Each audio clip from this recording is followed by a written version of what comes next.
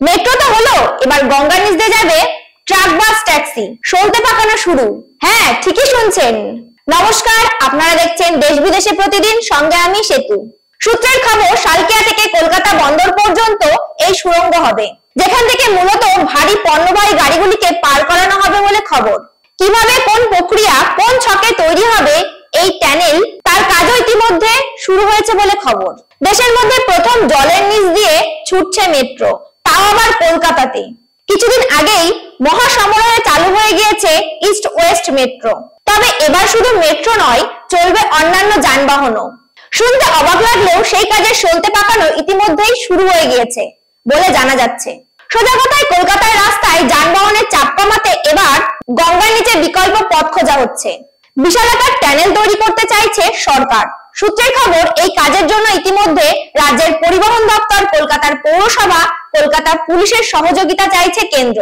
কথা বলা হয়েছে পুরমন্ত্রীর সঙ্গে। সূত্রের খবর, শালকিয়া থেকে কলকাতা পর্যন্ত হবে এই সুড়ঙ্গ পথ, যেখান দিয়ে মূলত ভারী পণ্যবাহী গাড়িগুলিকে পার করানো হবে বলে খবর। কিভাবে, কোন প্রক্রিয়া, কোন ছকে তৈরি হবে এই টানেল, তার কাজও ইতিমধ্যে শুরু হয়েছে বলে খবর।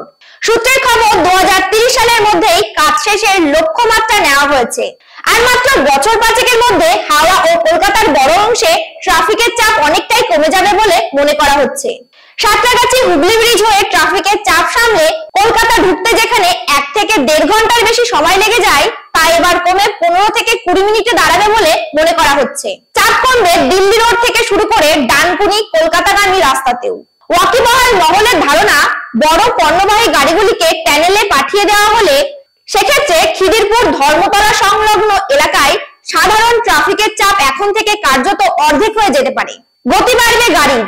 ইতিমধ্যেই এই কাজের জন্য 8,000 কোটি টাকা বরাদ্দ হতে পারে বলে খবর।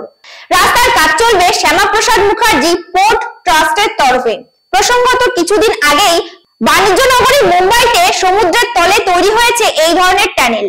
চলতি বছরই যার দরজা খুলছে জনসাধারণের জন্য। নমস্কার, আপনারা দেখছেন দেশ বিদেশে প্রতিদিন, প্রেজেন্টিং বাই HPR নিউজ।